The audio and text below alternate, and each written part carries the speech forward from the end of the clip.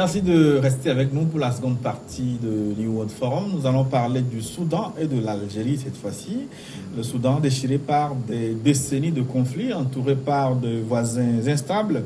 Le pays est au cœur d'un écheveau régional et international inflammable après la chute d'Omar el-Béchir qui a totalisé 30 ans au pouvoir. De l'autre côté, une foule très importante a manifesté encore à Alger ce vendredi pour une 9e semaine consécutive marquée par de nombreux cortèges à travers le pays. Les contestataires, forts de leur succès successif, refusent la transition engagée après la démission du président Abdelaziz Bouteflika. 20 ans, il recherchait un 5e mandat avant de tomber sur la rigueur de la rue.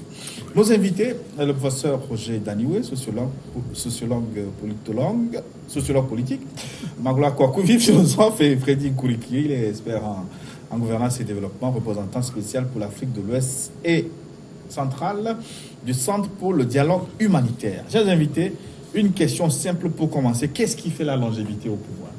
Je commence avec vous, professeur Kouakouvif. Bon, moi je parlerai d'abord de Baraka. La chance? La chance, parce que j'ai dans mes archives une photo montrant Adolf Hitler sur une grande place avec son cartable d'étudiant en beaux-arts au milieu de la foule, anodin. Et quelques temps après, on découvre le Führer avec Mussolini à côté. Et puis il y a un remake en Ukraine qui se joue là. Un acteur de cinéma qui va battre un président. Mais vous parlez de l'arrivée au pouvoir. Oui, mais qu'est-ce qui fait qu'on dure la longévité. 30 ans, Bouteflika. Oui, il y a tout la chape de plomb qui va avec. Parce que c'est quand les soldats sont fatigués de mater pour le compte de quelqu'un qui l'abandonne que les choses changent très vite. Parce que le jour où le chef d'état-major algérien a dit « nous sommes en phase avec le peuple », c'en était fini pour Bouteflika.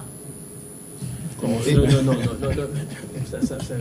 On sait que Bouteflika était au circuit depuis 5 ans. Oui, il était malade. C'est les systèmes de gestion du pouvoir.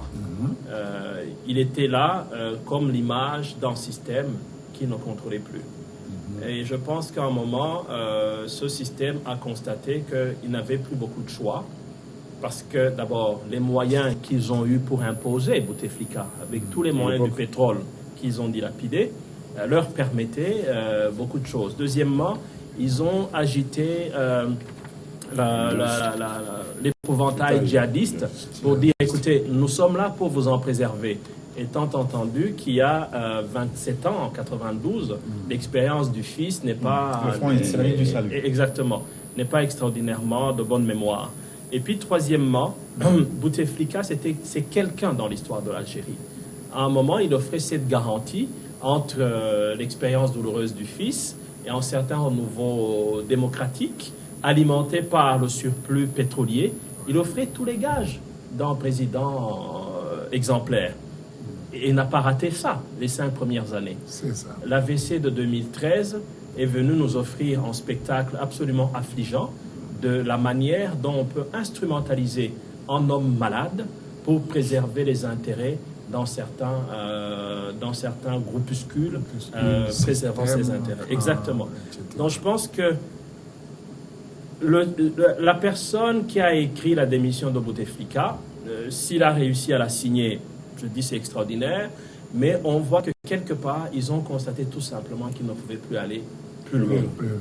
Et c'était cette espèce de révolution de palais qu'ils ont essayé de négocier pour dire, écoutez, on le fait partir vite pour que nous puissions même gérer notre propre situation. Donc ça a été une révolution de palais qui a raté. Pourquoi? Parce que vous parlez de la longévité. On a oublié dans nos pays, et même dans plusieurs, que nous avons 60-65% de la population jeune qui n'est pas en âge de voter. Moins de 18 ans, à peu près les 3/4 peut-être de la population, qui n'est pas en âge de voter, mais au nom de laquelle tout le monde parle pour accéder au pouvoir. Et aujourd'hui, c'est cette population-là qui demande à être entendue. Ok. Avec Ça, l'aide de la technologie. Absolument. Ça, c'est réseaux une sociaux. donne nouvelle qu'il faut prendre en compte. Et je pense que Bouteflika, comme Béchir n'a jamais démissionné. On lui a dit, écoutez, cher monsieur, C'est fini. si vous voulez protéger le système, partez. J'ai fait 2 semaines à Khartoum au mois de février. Oui. Je peux vous assurer que si on ne vous amenait pas à Omdurman, où se passaient les manifestations, dans le centre-ville de Khartoum, vous n'étiez pas en mesure de dire qu'il y avait un problème. C'était bien cadenassé, avec un système de sécurité absolument bien rodé.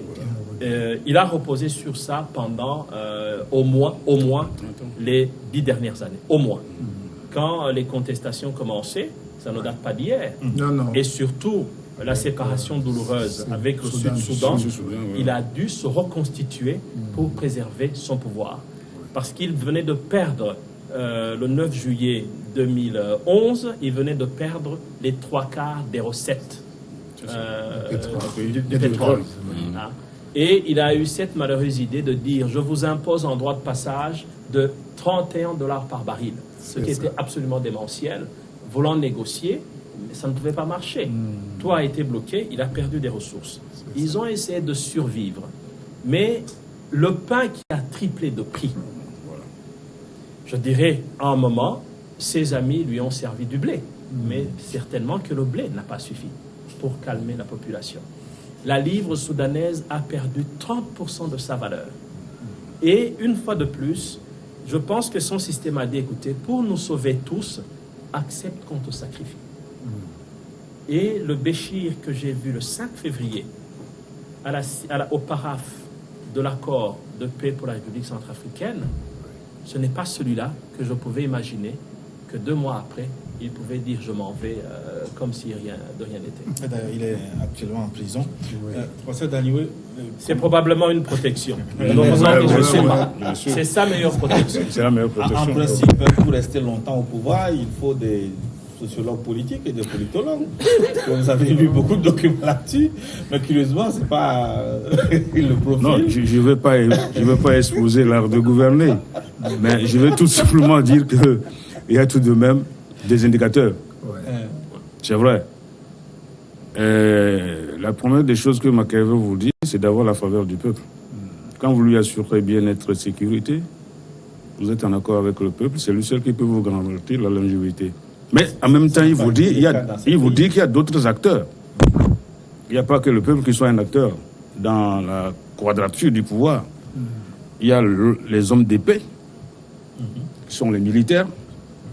Il y a les hommes de plume, les intellectuels et les grands, qui ont donc la puissance financière. Donc c'est le jeu entre les 4 acteurs. Le prince au milieu, il tire les ficelles, il manipule les 4 acteurs. S'il estime que la grogne populaire est trop intense, il va faire intervenir les hommes d'épée. Et le pouvoir africain est fondamentalement la conséquence de la puissance des hommes d'épée. Très souvent, les gens viennent à la faveur des hommes d'épée. Je vais parler de l'armée. Et comme tel, ils se maintiennent avec la puissance militaire. Le jour où les militaires vous disent, mais écoutez, ça suffit, arrêtez, ils arrêtent, comme au Soudan, comme en Algérie, comme ailleurs encore. La chute de Soumeilou Bemaïga au Mali, toute proportion gardée, peut être expliquée par ce schéma. Il a perdu tout ce qui était comme classe intellectuelle, tout ce qui était les grands, et finalement l'armée. C'est ça. Le peuple avait été mobilisé. Il n'avait plus rien. Il n'y avait plus rien. Mais on peut dire que l'avant-veille de sa démission, il y avait quand même un certain mouvement pour essayer de le maintenir. Rappelez-vous les conditions dans lesquelles il a accédé à la primature quelque temps avant le 2e mandat du président Ibeka. Le président Danioué l'a souligné. En Afrique, le pouvoir politique, est-ce qu'il n'est pas maintenu, entretenu par les hommes d'épée, comme il a dit, pour ne pas dire les choses? Oui, ils sont un élément, je dirais, déterminant dans le jeu du pouvoir. Parce que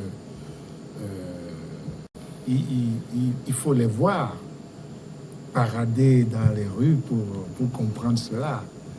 C'est des gens qui sont au-dessus de tout Et quelquefois, ils oublient même qu'il y a un après-uniforme.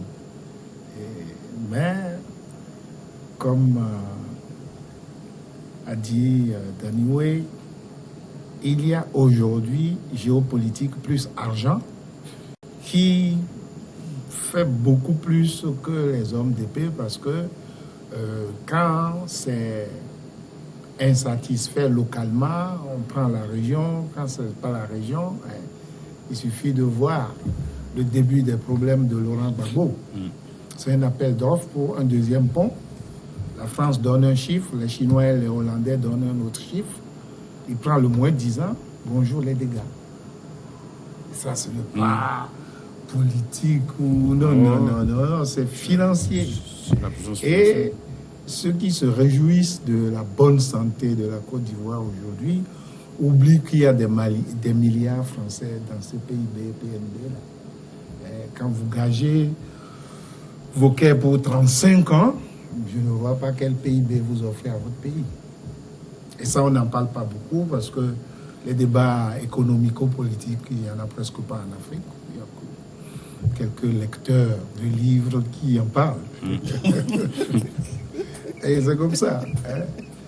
Donc, avec toute la misère qu'on a fait à Kakonou-Port, etc., il faut ajouter cela. Et je crois que toutes ces composantes-là jouent dans la longévité. Ce n'est pas une composante seule. C'est ensemble. Frédéric Kouriki, est-ce qu'on peut faire de la démocratie avec des hommes d'épée aussi forts? La démocratie se base d'abord sur des institutions fortes.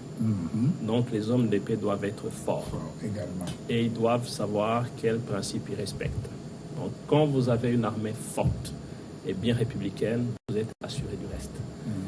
Regardez, les États-Unis ont d'ailleurs, ils reposent sur la force, absolument. Donc il ne faut pas vous en émouvoir lorsqu'on parle de l'Afrique, en pensant qu'en Afrique on peut se permettre des choses au rabais pour nos institutions. Il nous faut d'abord des institutions fortes, qui doivent canaliser maintenant les hommes. Et après ça, on peut parler d'autre chose. Donc la longévité au pouvoir, une fois de plus, il ne faut pas s'en émouvoir. Lorsque vous avez un système qui est correct, des contre-pouvoirs qui sont corrects, vous passez 30 ans parce que les gens veulent que vous passiez 30 ans. Vous passez 2 ans parce que les gens, à un moment, vous disent « stoppez, on ne veut plus ». Donc, pour moi, la chose qu'il faut, c'est comment est-ce que nous pouvons gagner ces institutions ou cet environnement habilitant qui me permet, petit citoyen que je suis, de dire « écoutez, je ne suis pas d'accord ». Ou de dire « il n'y a pas de raison que je ne vous aide pas à continuer ». Donc, il faut un débat plutôt sur ça. La longévité au pouvoir, ça peut être 30 ans, ça peut être 2 ans. La nuance est là. Exemple type Angela Merkel. Tant que l'économie marchait, elle était là, mais maintenant que scandale de Volkswagen, etc., arrivée de la droite dans la politique. Oui, mais ce qu'il faut quand même reconnaître, c'est que dans ces pays, ces pouvoirs sont décriés. Au Soudan, en Algérie, on peut ajouter d'autres pays. Le Gabon, on sent que visiblement, il y a un problème, il y a un malaise social. Pourtant, qu'est-ce qui vous étonne alors? Ils sont partis les deux. Qu'est-ce qui vous étonne? Il n'y a rien. C'est qu'à un moment, ce qui devient intéressant, c'est qu'on ne peut plus réprimer impunément. Ou sans arrêt, indéfiniment. Voilà. On ne peut pas ni impunément, ni indéfiniment. Parce que nous avons quand même des responsables algériens qui doivent, le ministre des Finances notamment, qui doit aujourd'hui rendre compte. Nous avons le président Béchir. Il y a 2 semaines, c'était l'homme le plus puissant du Soudan. Aujourd'hui, il est dans une prison, même si c'est pour sa propre protection. N'oubliez pas le cas de Moubarak. Moubarak a été protégé par la prison pendant toutes ces années. Et on pense qu'il est en prison, machin. Non, il y a des manières de gérer aussi ces transitions difficiles. Donc, il n'y a pas à s'étonner qu'à un moment, les gens disent « vous ne pouvez plus nous réprimer impunément et indéfiniment ». Seulement, comme on le disait sur un autre sujet plus tôt, la facture est parfois douloureuse à payer. Mais lorsque vous gagnez ce changement, vous avez maintenant la mesure des efforts qu'il faut mettre pour le préserver. C'est ça.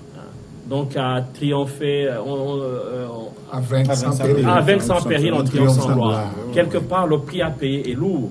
Mais lorsque vous arrivez au bout, vous vous dites non, j'y ai mis du mien, je ne veux pas que ça soit galvaudé ou dévoyé. Étant donné que la jeunesse est en majorité dans nos pays, je pense qu'il faut bien peser le pour et le contre pour certaines décisions. Mais aussi bien que Bouteflika que Béchir sont partis dans des conditions pas très enviables. Finalement, quand est-ce qu'il faut quitter le pouvoir? Quand quitter le pouvoir, il y a quand même des mécanismes institutionnels qui vous disent vous devez faire certain nombre d'années, voilà, et donc on vous dit voilà, la présidence, si c'est 52 fois ou c'est 53 fois, ou ailleurs illimité. Quand c'est limité, vous n'avez pas de choix. Oui, Quand il s'est illimité, vous devez prendre une décision. Oui, quand est-ce Et qu'il la, faut dé- prendre cette la décision, c'est de partir quand tout est bon. Oui, exactement. Mais quand c'est illimité, Voilà. c'est parce qu'il y a aussi des mécanismes de Du contre-pouvoir contre-pouvoir, c'est ça. qui vous rappellent que maintenant, on vous respecte, mais il faut que vous pensiez à partir. Ah, c'est ça. C'est ça qu'a subi Merkel. Tout à fait. Mais C'est ça. on lui opérer a le choix. offert une porte de sortie en disant, vous faites votre mandat tranquille. Voilà. Ils ont déjà choisi la personne présentée pour lui succéder. Pour le succès, c'est ça. Donc ça, mais on est au Togo, n'allez pas penser que le système Merkel va marcher. Il va marcher, c'est ça. Qu'est-ce qui peut donner ici, dans nos pays, C'est ça. les mécanismes qui permettent à ce que chacun soit d'abord sûr que sa voix est entendue, Voilà. mais aussi n'oublions pas, La ceux paix. qui dirigent ici comme ailleurs, ils ne dirigent plus pour eux-mêmes. Eux-mêmes.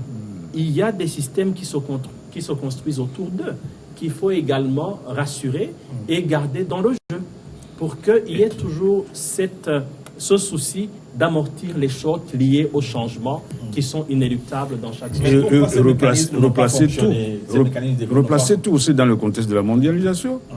Vous pensez qu'on vit en autarcie? On ne vit pas en autarcie. Oui. Il y a Pourquoi aussi ces les mécanismes enjeux mondiaux, il y a les enjeux mondiaux, n'ont donc pas les questions fonctionné de au stratégie Soudan mondiale. et en Algérie? Pourquoi ce cinquième mandat, quand même, ça sautait aux yeux que c'était un mandat de trop Il y a- pour Abdelaziz Bouteflika? Il y a la léthargie du pouvoir. Oui, parce Il y a un que système qui est en place. ouais, Ok. on prend l'analogie Les derniers, le joueur les- qui a entraîné en Espagne là, qui est parti en plein Zidane. boulard. Zidane. Zidane, mais voilà. Ouais, ouais. C'est- Ça va prendre la décision. Il faut savoir discerner le bon moment pour s'en aller. C'est ça. Et on peut vous faire appel, comme on a fait à Kérékou, Oui, j'ai dit, au Bénin, il y a eu pourquoi Kérékou ça ne fonctionne pas? Tenons le En cas Algérie, Bouteflika, il y a ce eu un cinquième système. mandat, Il vous a dit, Oui. depuis 5 ans, depuis Ouais, 2014, AVC, ouais. il ne tenait plus en tant qu'individu. Mais il est maillon d'un système. C'est ça. Il est dans une chaîne. Et qui décide par lui-même de partir, la chaîne est rompue. Alors on vous dit, mais on vous maintient pour que le système soit maintenu. En réalité, il était otage d'un système. Bouteflika, On ce peut- n'est pas Béchir. On peut aussi parler dans notre cas emblématique, Ouais. en faisant référence à l'infaillibilité pontificale. Ouais. Tout le monde s'est ému de l'état dans lequel le pape Jean-Paul II a fini son pontificat. Ouais, son point. On a vu que son successeur, Successeur. quand il y a eu des alertes, Ouais. il a préféré ne pas vivre la même chose. C'est tout. Ils ont aménagé des formules pour qu'il puisse partir sans trahir, Sans trahir. les fondements de C'est l'Église. ça. Donc je pense qu'à un moment, il faut aussi respecter la manière dont les choses évoluent. Ça veut dire qu'il ne faut pas tout laisser comme ça. Non, non, Mais non. il faut rester alerte pour que justement tous ces changements qui se font se fassent et que les peuples s'en approprient. Il n'y a rien de plus dangereux que lorsque les gens voient que tout ce qui arrive, ce n'est pas de leur fait. C'est ça. Ils finissent par dire, écoutez, on laisse faire, mais le jour où ils vont se réveiller, alors là, Ouais. Alors, donc, je voudrais ajouter, vous prenez le cas d'un Gabon, Oui, où vous avez une situation similaire à Bouteflika. Oui. Mais il est aussi enfermé dans un système Bongo. Ali Bongo est enfermé dans un système. S'il était capable de décider par lui-même aujourd'hui, il aurait préféré se mettre quelque part au repos et gérer sa maladie. Mais le système n'a pas pensé à la succession, je crois. La tentative, j'ai lu de la comédie qui s'est opérée à la télévision avec ce jeune-là qui dansait, puis il est en train de faire le coup d'État. Moi, je pense, vous voyez ça, c'est un produit du système également pour semer la diversion. C'était la diversion. Je ne crois pas que ce soit véritablement un coup d'État qui était prémédité, préparé. Je pense que ce qui s'est passé en février. C'était pas bien conçu. Oui, mais ce système... Il est dans un système où il est otage. Il n'a pas plus intérêt il est à préparer otage. la relève que de... Ça fonctionne comme la mafia. Ça fonctionne comme la mafia. Il est otage de son système. Il prend la décision de se retirer, on lui casse la gueule. Alors, il reste parce qu'il y a des ramifications de ce système qui vous disent on n'est pas encore prêt de céder. Vous pouvez, sur l'ensemble du continent, opérer ces choix. Je veux dire, vous pouvez avoir ces cas où l'individu peut-être en tant que tel veut partir, mais on lui dit mais tu restes. Tu restes parce que le système n'est pas encore prêt pour lâcher. Quand on n'organise pas des manifestations pour l'appeler, dire que le peuple le réclame. Mais c'est ça. Non, vous savez, même on a eu sur le plan historique quand même quelques cas. Senghor et Nyerere. Ils sont partis d'eux-mêmes. Autant de gloire. Mandela. Alors, il faut nuancer. Personne de ces deux, comme il le disait, n'est parti comme ça. Il a préparé son départ. Senghor et Nyerere. Oui. Exactement. Il a préparé le système. En fait, ce qu'il faut faire comprendre, c'est qu'on ne se lève pas un matin et on dit je pars. Exact. Tout se prépare. Et ça, c'est important à comprendre. Et vous verrez que le système du CCM Chama Chama Pinduzi en Tanzanie, depuis Nyerere, c'est quasiment 2 mandats de 5 ans. C'est ça. Et on peut imaginer qui sera le prochain après 10 ans. Donc c'est un système qui est huilé. Ils ont conçu leur mode d'alternance qui à un moment sera appelé à évoluer également. Donc je pense que ce qui est important, c'est de dire on se rend compte de certaines réalités, mais comment est-ce qu'on peut préparer ça? Les aménager, tout à fait. Ça n'arrive pas comme ça, comme par enchantement.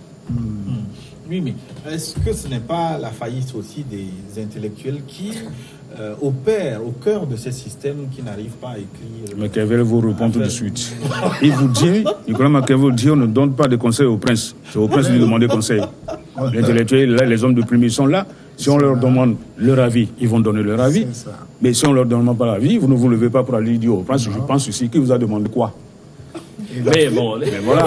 La phrase classique, c'est que vous n'avez pas le monopole du cœur. Et le monopole du peuple.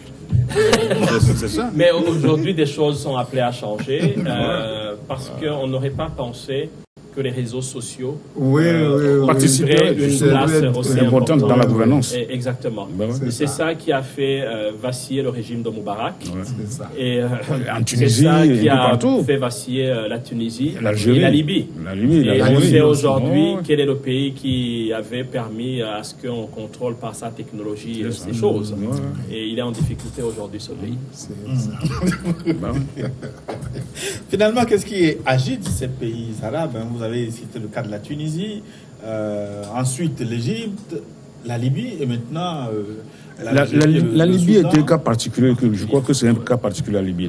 La Tunisie, on peut en parler, l'Égypte, l'Algérie, etc. Il y a la montée de cette jeunesse qui espère, qui écoute les nouvelles en temps réel et qui sait ce qu'il aimerait avoir. Et ce qu'il veut avoir, quand et comment. C'est ça. Donc cette jeunesse attend d'être épanouie, attend un bien-être. Vous l'avez vu, le cas en Algérie, ce ne sont pas les politiciens de certain âge qui étaient devant. Ils ont été surpris par la montée des jeunes. C'est pour ça également, je crois que le pouvoir en place a pu évaluer qu'il n'y avait pas de manipulation politicienne derrière. C'est ça. Donc il était difficile de réprimer ces jeunes-là. Vous avez vu le cas quand ils ont décidé de refermer l'université, les enfants disent on ne part pas. Absolument. Et c'est eux qui ont traîné leurs parents, leurs grands-parents dans la rue. Sans calcul, ils demandaient tout simplement que Bouteflika ne fasse pas un autre mandat parce qu'il ne tenait pas. Exactement. Mais c'est la compassion pour le grand-papa. Voilà. C'est cela. Les gens qui battaient les casseroles là, au Soudan, le public est différent. Parce qu'au Soudan, il y a des acteurs politiques qui se cachent derrière la société civile. C'est ça. Au Soudan. Ceux qu'on appelait les professionnels, etc., les magistrats, attendez, c'est des gens rompus quand même à la chose politique. Ce n'est pas le cas algérien. Ici, l'armée s'est précipitée tout simplement pour se protéger. Je veux dire, le pouvoir militaire, parce que le pouvoir... Et puis le contexte même d'arriver au pouvoir de Béchir et de Bouteflika, ce n'est pas le même contexte. L'un a bénéficié en Algérie d'une certaine légitimité. L'autre est venu par... Un coup d'État. Voilà. Il est parti par un coup d'État. Ce qui s'opère en ce moment au Soudan, c'est un coup d'État. Ça ne veut pas dire autre chose. Alors, pour l'Algérie, pourquoi l'abcès n'est pas encore définitivement crevé, que les manifestations continuent malgré le départ? Parce que les politiciens s'en mêlent maintenant. Ils veulent le pouvoir. Oui, il faut ménager une porte de sortie à tout le monde. C'est ça. Et de manière plus essentielle au système qui a géré le pays depuis l'affaiblissement de Bouteflika. Oui, dont la rue réclame la tête. Hein. Et exactement. Oui. Donc, de toutes les manières, il va y avoir un compromis. Mais le compromis, c'est le rapport des forces. Oui. Et ils sont encore en phase de montrer chacun de quelle force il dispose. Voilà. Il y a un équilibre qui doit sortir dans les jours à venir. Donc ça, ce n'est pas... Et au Soudan également, on le voit. L'enjeu, c'est quel civil peut accepter, l'armée peut accepter. Oui. L'armée a offert le poste de Premier ministre à un indépendant présenté par les professionnels. Aujourd'hui, la question, c'est de savoir de quel pouvoir peut bénéficier cet indépendant pour que le militaire, même s'il restait, ça soit pour le décor. Donc, il y a ces compromis qui se négocient maintenant, mais le fait est acquis.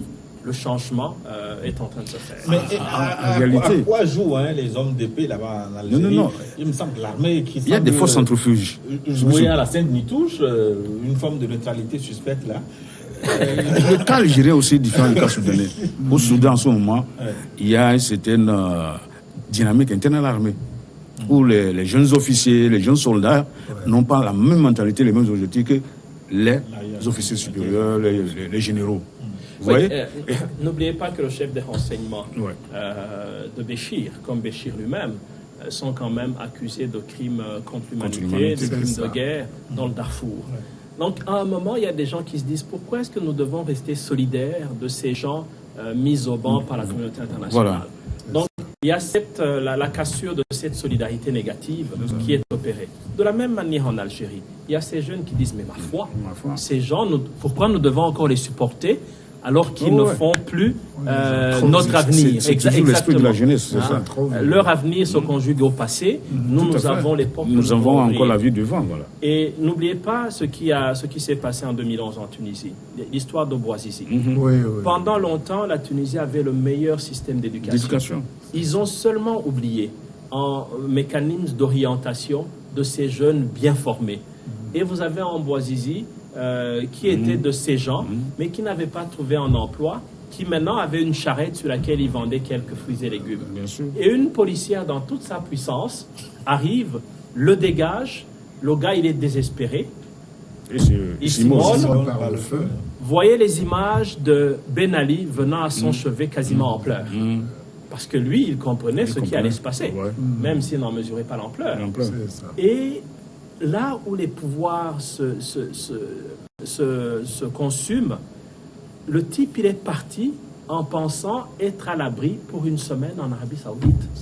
On a réussi à le convaincre. Donc, vous voyez jusqu'où il était arrivé dans le choc qu'il avait de ce qui lui arrivait. Donc, il disait, on me met à l'abri pendant une semaine, mais il ne savait pas que c'était fini. Donc, chaque système a des manières de régulation. Absolument. Mais est-ce qu'il ne faut pas craindre l'effondrement de ces États, ces dictatures, ces États forts, parce qu'on a vu ce qui s'est passé en Libye après la disparition de Kadhafi. Si l'Algérie n'a pas un État fort aujourd'hui, le Soudan débouche sur une démocratie vacillante, est-ce que ce n'est pas la porte finalement grande ouverte pour l'expansion du djihadisme, du terrorisme vers l'Afrique? On peut dire que ça peut être temporaire, parce qu'il ne faut pas oublier que c'est des jeunes. Et ces jeunes-là, il y en a également dans la diaspora. Tout à fait. Qui ont des compétences à ramener au pays éventuellement. Et qui sont restés dehors juste parce que le système ne leur permettait pas de respirer, de s'exprimer. Mais ne confondez pas les choses avec le djihadisme, qui est un phénomène encore plus dangereux, plus sournois et plus dévastateur de la stabilité de nos États. Le cas de la Libye, il faudrait certainement le prendre à part, parce que c'est d'abord une situation terrible.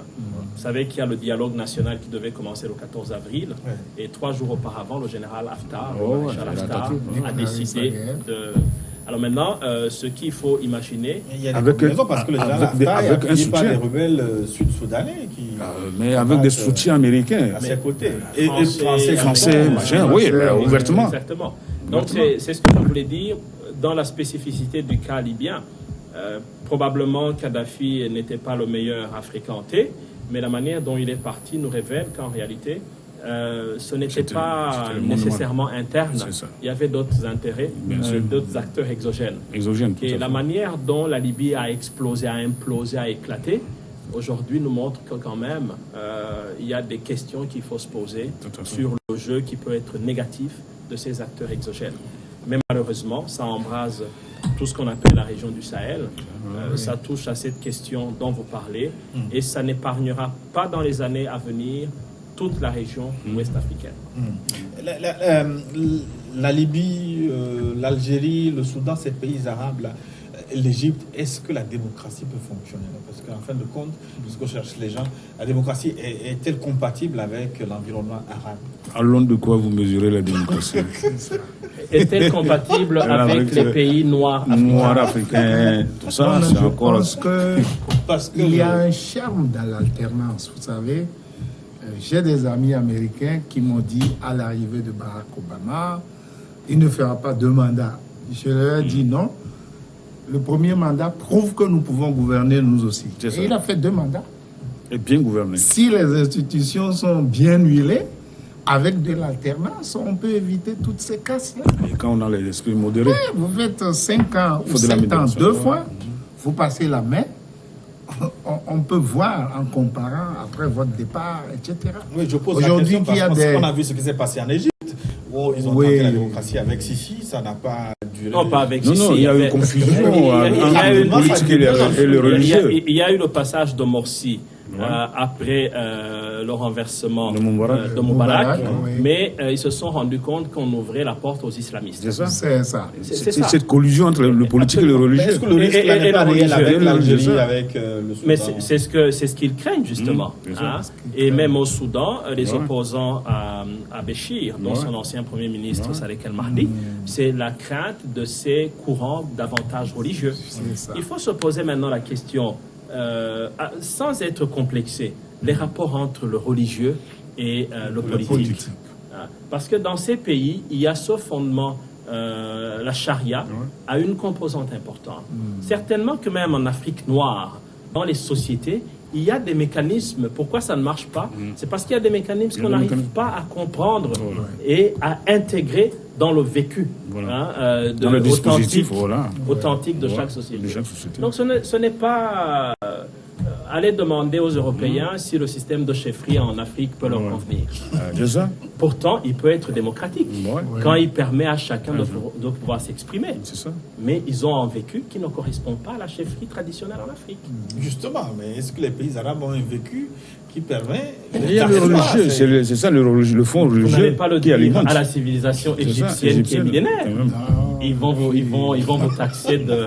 Et puis, il y a toute la caution d'Atatürk là-bas. Tout en étant musulman, ce qu'il a fait à la Turquie, en la modernisant, ça peut se faire. En fait, ce n'est pas la religion ou la politique qui fait, c'est l'homme. C'est l'usage qu'on fait. L'usage qu'on fait. Tout le problème est là parce que vous avez vu, on a purifié sur le plan traditionnel nos rues et 3 mois après, il y a eu du sang encore. C'est pas la religion. Dieu n'avait pas accepté cette procédure. Disons quand même que ces 10 dernières années, le fait religieux est important. Oui.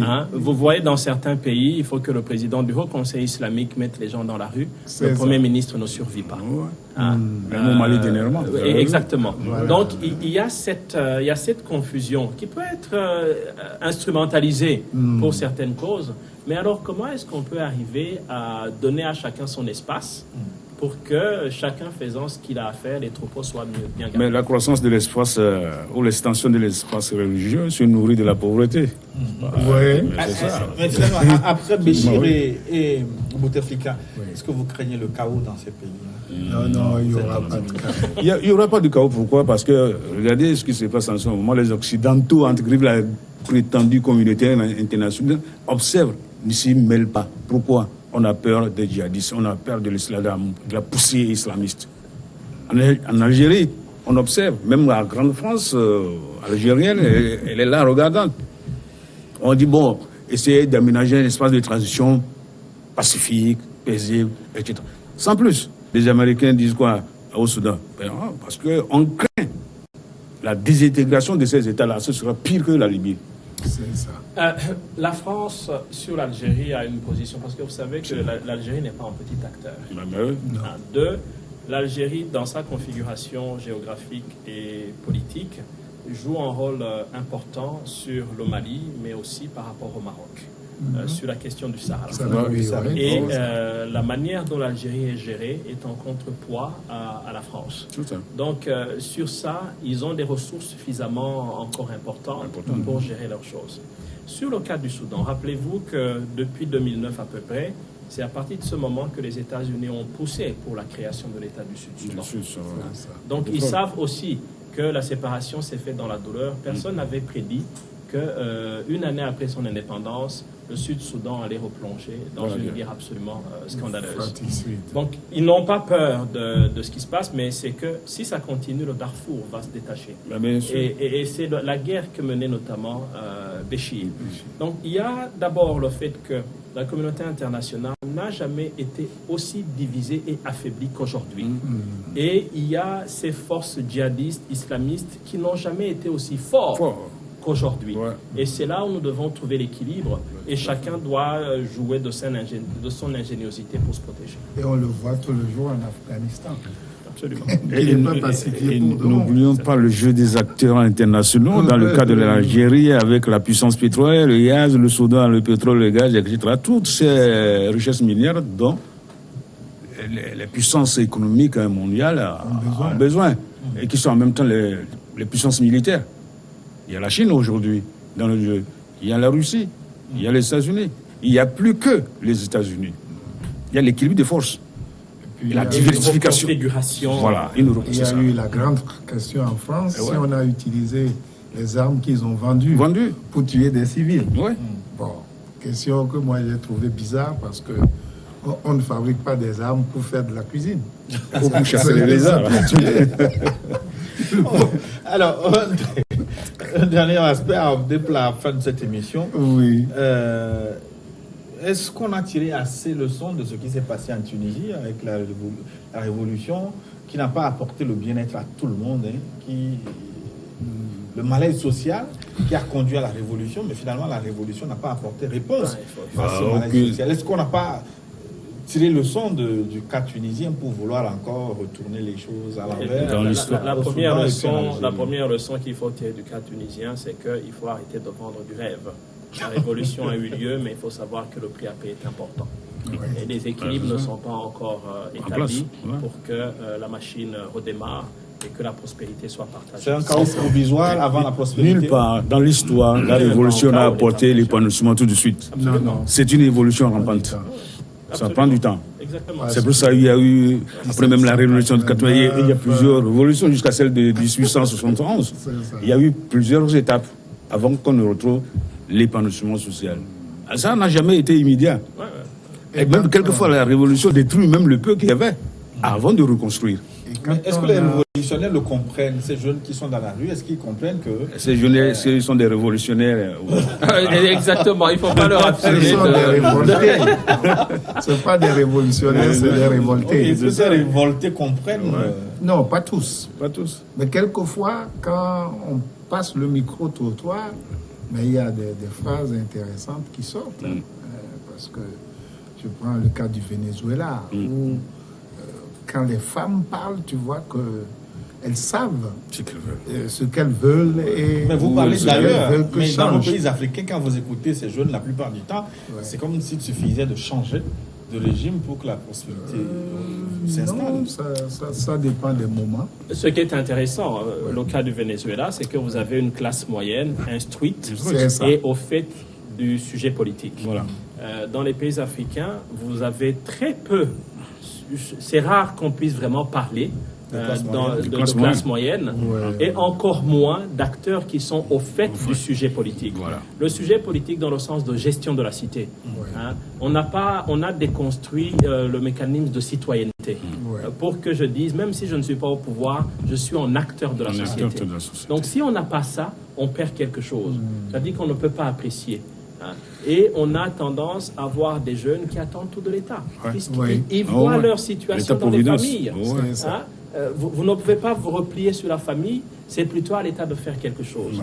Et ce qui est intéressant, ce que vous avez dit, ce sont des révoltés, ça n'a rien de révolutionnaire. Non, c'est pas de la révolution. Et la révolte est par essence émotionnelle. Absolument. À cause des dégâts collatéraux, importants. Quelquefois irréparables, qu'on mettra du temps à réparer. Absolument. C'est exactement ça. Donc c'est tout ça qu'il faut vraiment mettre en valeur. Et alors, comment gérer ces révoltés Non, c'est-à-dire que les réseaux sociaux mettent une toile d'araignée autour de la planète aujourd'hui. Même si vous dites que le gars n'a pas été à l'école, il trouve exagéré qu'on triple le prix du pain. Parce que c'est son dernier recours. Il y a certains articles qui disent 75 milliards de francs CFA au domicile de Véchy. Oui, ça fait partie du système. Sans paraître cynique, quand vous voyez la manière dont il fonctionnait pour protéger le régime, ce n'est pas étonnant. Il a besoin d'argent, frère. Et puis, le Soudan était sorti du système de compensation internationale. Vous ne pouvez pas payer avec une carte de crédit là-bas. Donc, il y a un certain nombre de choses. Ne vous limitez pas à ça. Même si on allait dans les palais en Europe et ailleurs, on trouverait probablement ça. Là n'est pas le problème. Et les gilets jaunes vont vous confirmer cela. Voilà, exactement. Donc, ne jouons pas le même jeu d'alimenter une réflexion qui n'est pas à propos. Je crois que beaucoup d'éducation civique et morale, ça va avoir un effet multiplicateur avec les réseaux sociaux. Il y a la nécessité. Tout ce qui se dit aujourd'hui est multiplié par X très vite. Mais tout ce qui se dit justement, les bonnes et les mauvaises choses. Bien sûr. Mais il faut justement donner la possibilité aux citoyens de distinguer le bien du mal. En quoi faisant? En le formant, en l'éduquant, en l'amenant à la citoyenneté, à l'exercice de la citoyenneté, en leur donnant la parole. Aussi bien dans les institutions politiques, qui sont les partis politiques, dans les organisations de la société civile, à l'école, à la maison, dans toutes les instances de socialisation. Il faut en parler. Il ne faut pas faire de certains sujets un tabou. Voilà. Il faut en discuter. Il faut en discuter. Et puis faire confiance au peuple. Exactement. Qu'il connaît mieux ses intérêts que les politiciens. Voilà. Conclusion, le thème de cette émission, comment meurent les dictatures, mais peut-être on a oublié de dire comment naissent les dictatures. Elles meurent comme elles sont nées. Alors, ma réflexion, est-ce que la dictature, est-ce que c'est le fait d'un homme? Généralement, on voit un Léviathan, un grand homme. Est-ce que c'est le fait d'une personne, une personnalité forte, ou c'est un contexte qui suscite la dictature? Il y a un pilote. Il y a un pilote, mais il lui faut un terreau favorable. Voilà. Bien sûr. Parce qu'il ne faut pas oublier qu'à la naissance de la démocratie à Athènes, ils avaient eu jusqu'à 30 tyrans à la fois. Voilà. Une sorte d'équipe du mal. Il y a peut-être Gour qui vous pose la question, comment l'homme se rebelle-t-il? Pourquoi? Parce qu'il y a des conditions favorables à la contestation. Et il y a des conditions favorables aussi au maintien des systèmes autoritaires. C'est ça. Hitler n'a pas pu gérer de façon despotique ou dictatoriale l'Allemagne sans l'appui d'une certaine frange de la population. Mussolini, Franco, etc., tous ces gens ont bénéficié, Salazar, ils ont bénéficié d'un point de la population, qui sont satisfaits ou qui tirent des bénéfices de cette action. Ou qui sont ignorants. Ils tirent bénéfice. Très souvent, ils tirent bénéfice. Davantage Plus de bénéfices. Ce ne sont pas des ignorants. Ils savent ce qu'ils font. Bien au contraire. Ben ouais. Bien au contraire. Donc un dictateur n'est pas un esselé. Non. Dictateur, pas forcément. c'est pas Tout une le monde génération n'est pas un- spontanée. Voilà. Non. Détrompez-vous. Il est au bout ce d'un n'est pas processus une- historique donné, Voilà. dont, D'une construction sociale. voilà, dont tous les à côté ne sont pas perspectives C'est ça. à temps Attends. pour qu'ils ne puissent pas Voilà. arriver. Et c'est quand l'entourage ou l'environnement immédiat est essoufflé qu'on commence par le remettre lui-même, le pilote, Ouais, en cause. en cause. Et on va chercher un autre pour le remplacer, C'est ça. pour faire survivre le système. Exactement. Mais, tranquillisez-vous, le chromosome du crime n'existe pas. C'est ça. D'où vient le crime? Ah, le crime vient des sociétés, des injustices, On n'est pas criminel, des on est bien, quoi. criminades. Ouais. Parce que, tu sais, les Américains ont dépecé le cerveau de Mussolini en salami, en cherchant ce chromosome du Ouais. crime-là. Ça n'existe Ça pas. n'existe pas. Merci. En tout cas, nous arrivons donc à la fin de notre forum, qui était bien riche et intéressant. Merci, Frédéric Nkoulikié. Merci infiniment. Bonne fête de Pâques. Bonne fête de Pâques. Professeur Kolkouri. Merci également. Un catholique je crois convaincu. qu'il est bon de partager également les bons moments des jours de fête. Merci, professeur Danioué. C'est moi de vous remercier.